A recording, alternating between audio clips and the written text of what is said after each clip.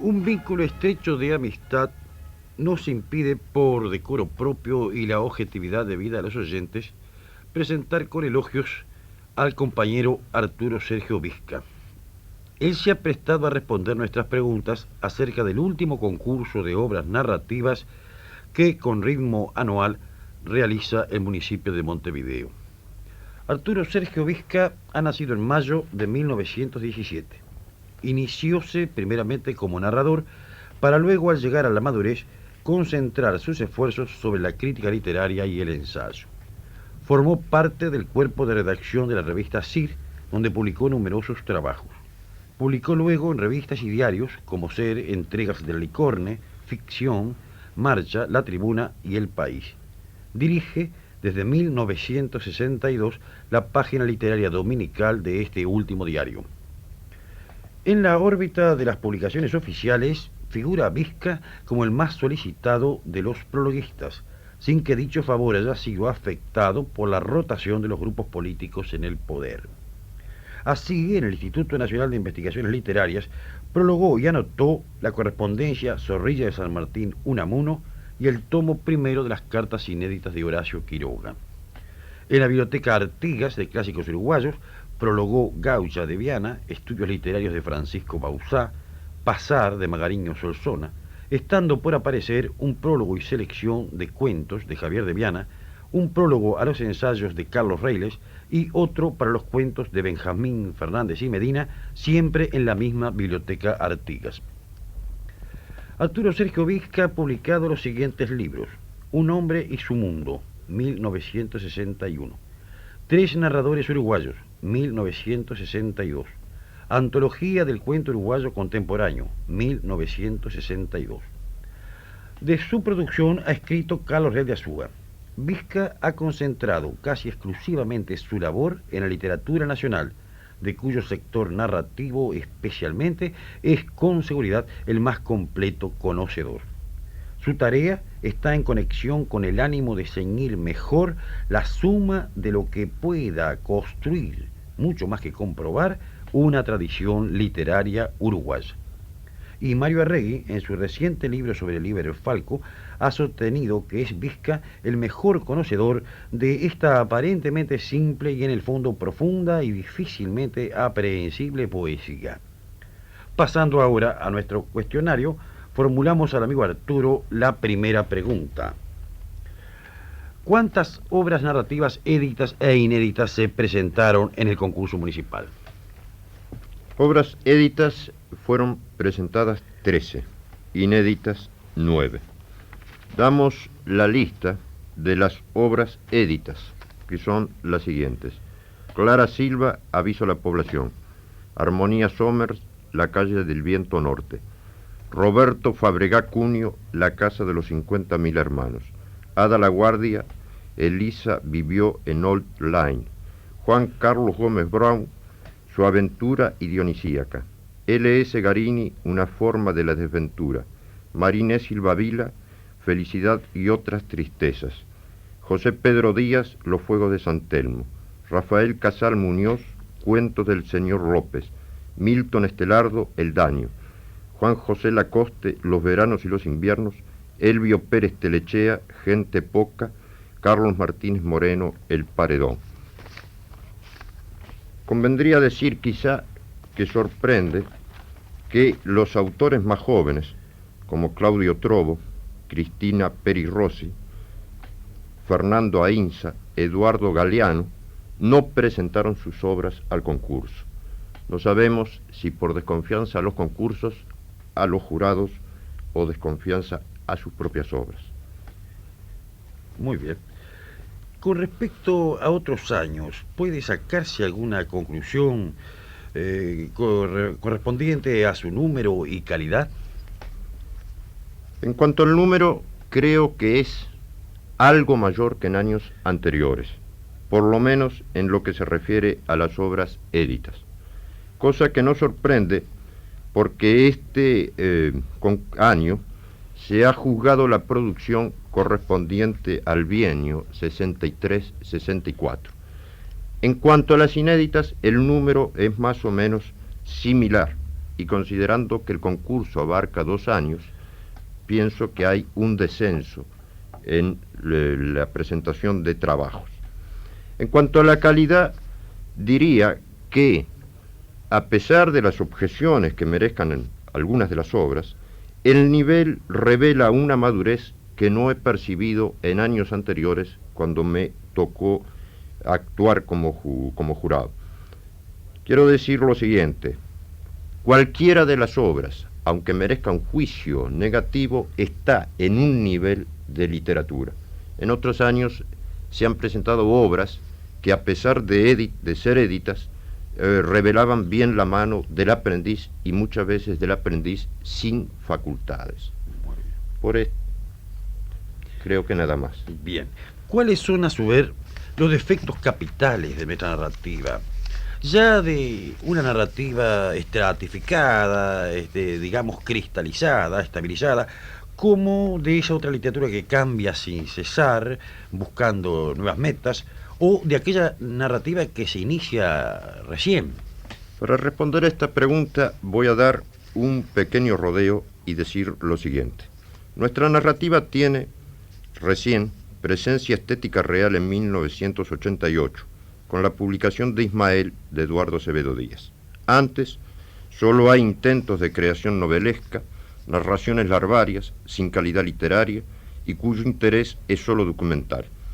Tomando como punto de partida la fecha y la obra citadas, y llegando hasta la obra de los escritores más jerarquizados de hoy, creo que se puede señalar un rasgo casi constante en todos. Son, salvo alguna excepción que confirma la regla, escritores que han erigido su obra sobre una sola línea, la que les proporciona su directa experiencia personal. El signo hondo de nuestra narrativa es, en ese sentido, un signo lírico, a pesar del contenido sostenidamente realista de la mayoría de nuestros escritores. Piénsese como ejemplo en Quiroga, haciendo lo más perdurable de su obra en base de su experiencia misionera; en Reiles, donde tan claramente se evidencia que el hacendado y el novelista forman unidad; en Morosoli, cuya obra es un reflejo estupendo de su conocimiento de los hombres de una zona región del país, Minas. Yo no diría que este es el mayor defecto de nuestra narrativa, pero sí que señala una limitación creadora.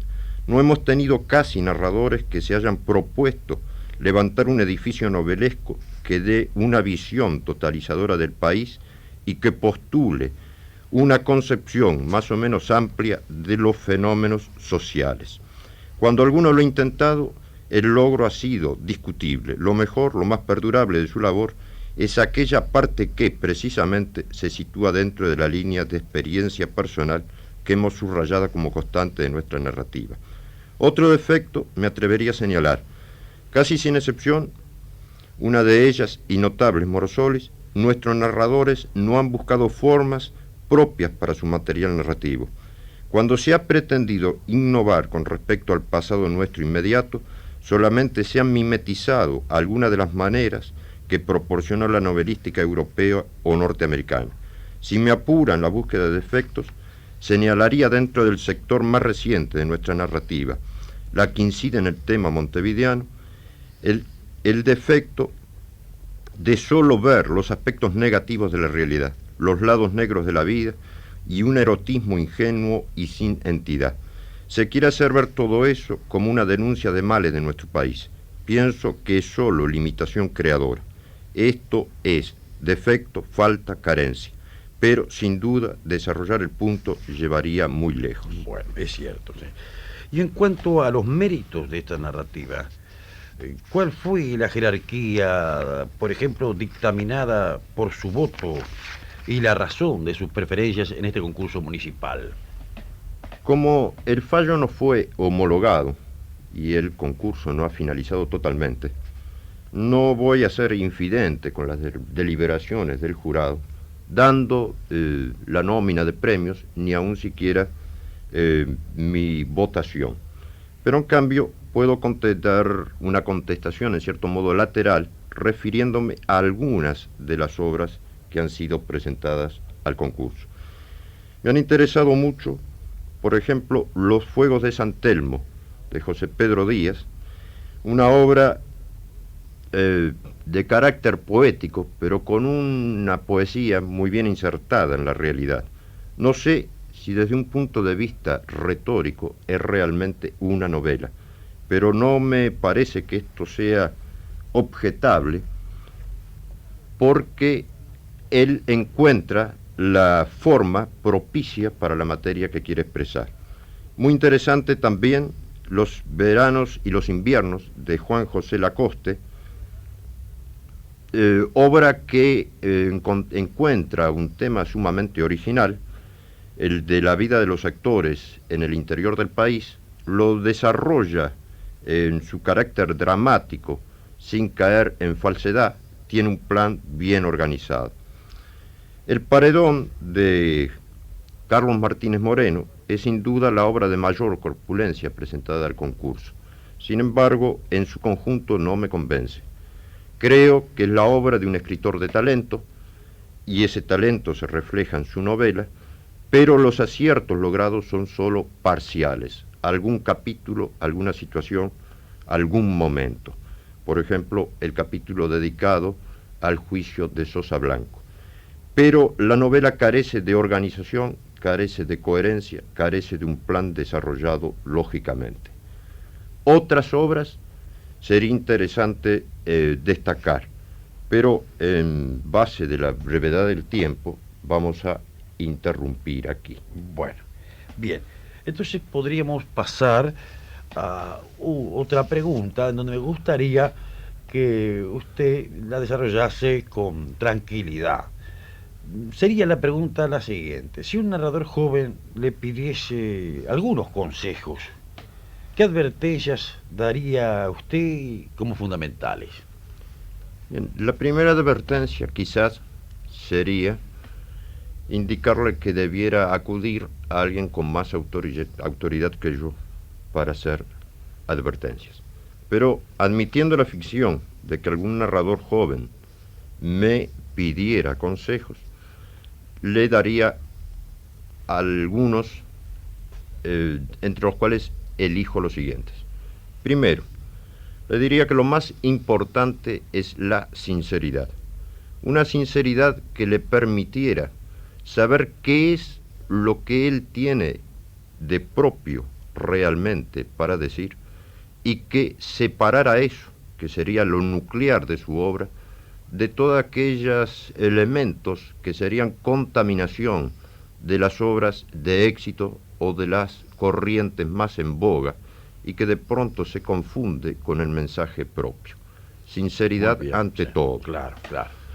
En segundo término, y sobre todo teniendo en cuenta el conocimiento de algunas de las obras de los narradores jóvenes, sería el que frecuentaran, conocieran en una forma profunda a los grandes narradores del siglo XIX.